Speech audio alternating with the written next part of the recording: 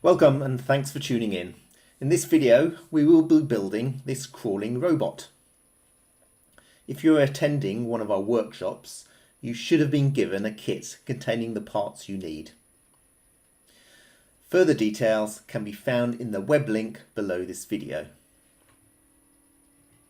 So here's the kit, just make sure you have all the parts. First, take your 3 AA batteries and install them in the battery box and make sure you put them the right way around. If it has a cover, clip it on. Not all battery boxes have a cover, and also not all battery boxes have a switch. This one does. So next, get the cricket board. The cricket board will control the motors and the sensors.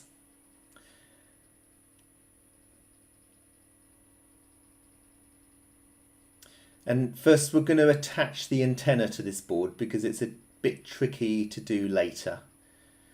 So get the capacitive touch section of the board at the front of the robot.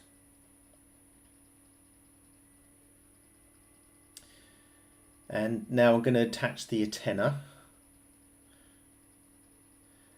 And we can use these M3 nuts and bolts. So we're going to use pins 1 and 4. The reason we're using those is that they're the furthest apart, and so there's less chance of them touching each other.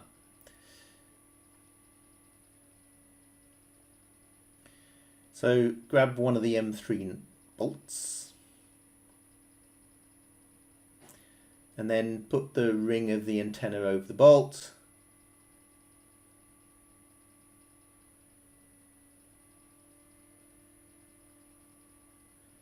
And then use a nut to just secure it.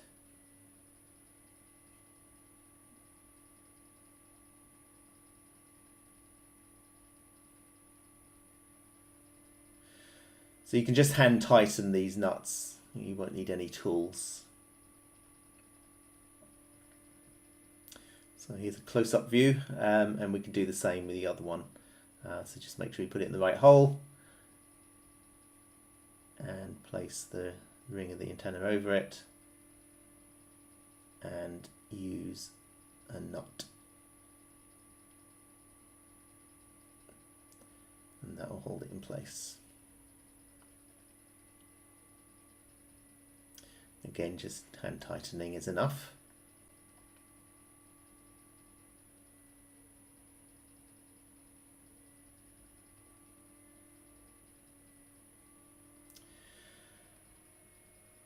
Okay, so now we're going to put these 3 things together. So first, mount the battery box onto the body, and a little bit of blue tack will help just hold it in place.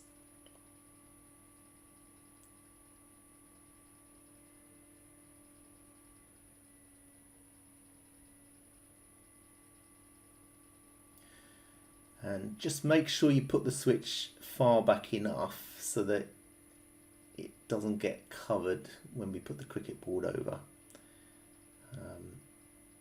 So put the cricket board on, and you just need to push these little plastic bolts through. They'll bend a little bit, so you can line it all up.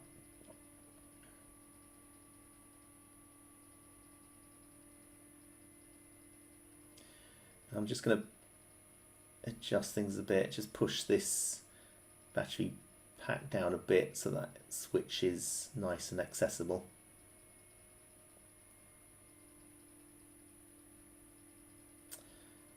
Just make sure you leave enough space for the tail to go through in the back.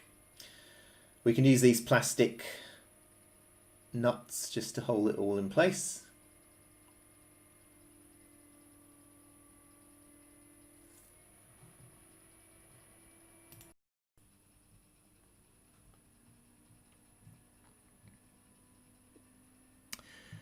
Okay, so now we're going to attach the head.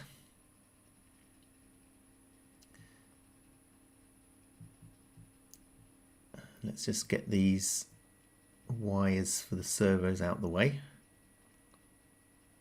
Now the head's going to hold the antenna in place, so just press the antenna down and put the head over the wires. And then use 2 M6 nuts and bolts and put the bolt through from the underneath, from the underside, and use a nut to hold it in place. And just hand tighten it, and then do the same for the other one.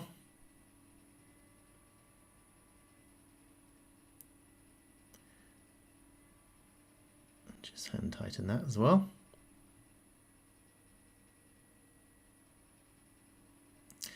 And you can bend these antennae into whatever curly shape or whatever you want.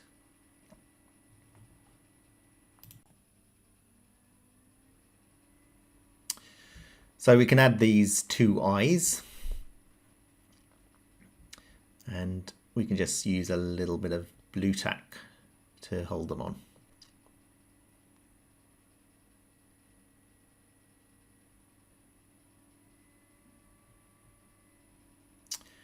Right.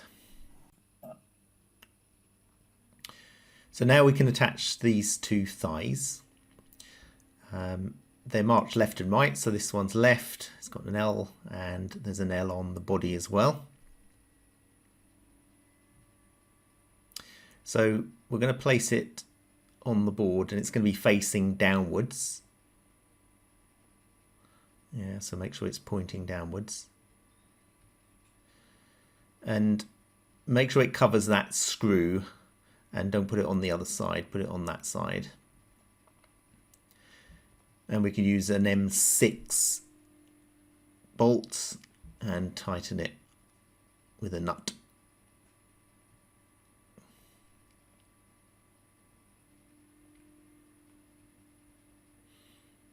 Okay, so just hand tighten that.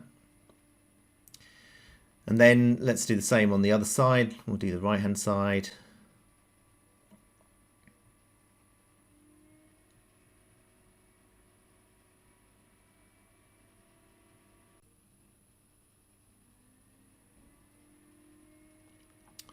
So now we need to connect these servo wires to the board, and we need to attach them in the right way round and in the right order. So it's really important that we follow this correctly. So the first one is the one on the bottom left, and there's 3 wire colors: yellow, red and brown.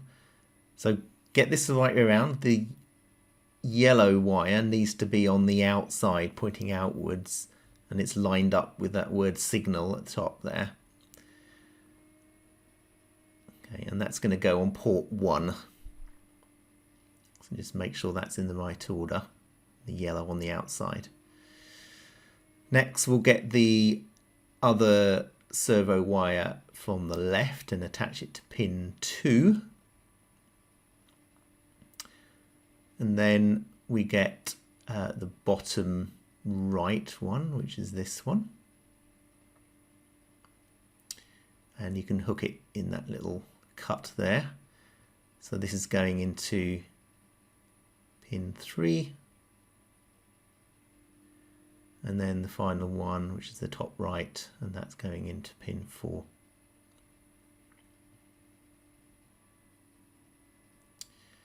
Okay, so you should have this neat row of 4. Right, so these wires can get into a bit of a mess, so let's just bunch them up together and we can tidy them up.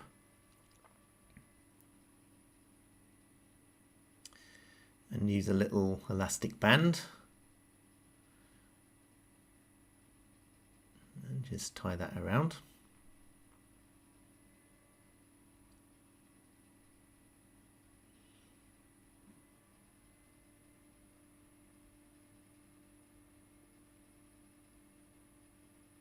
Okay. Now don't pull the wires too tightly, otherwise they won't have freedom to move when the legs need to move.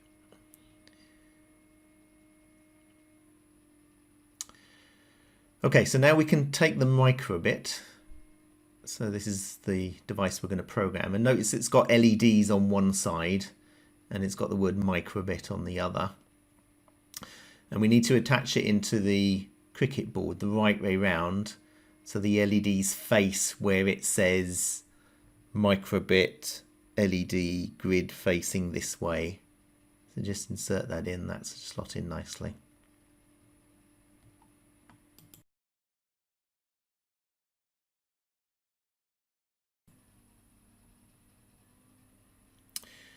Okay, so now we can add the feet, and we've got a left and a right foot.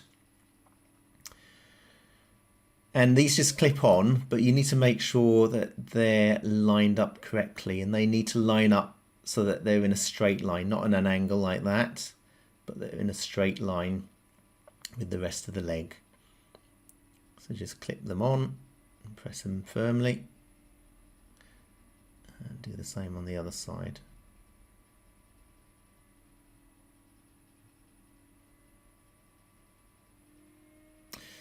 And now for the back legs are just decorative.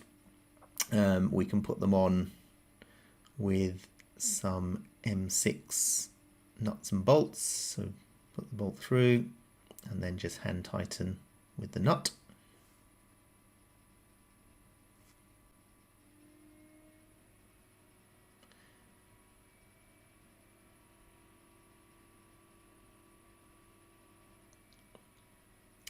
And then finally we can add a springy tail. We're going to use these items here. So again, just get an M6 bolt, put it through the bottom, stick the nut on the top.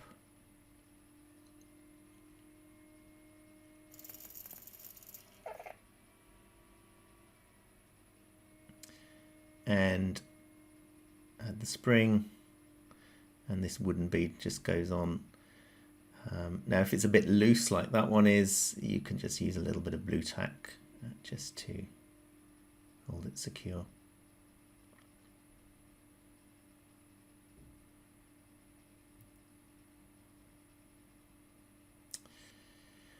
Okay, so there we have it, and it's ready to be programmed.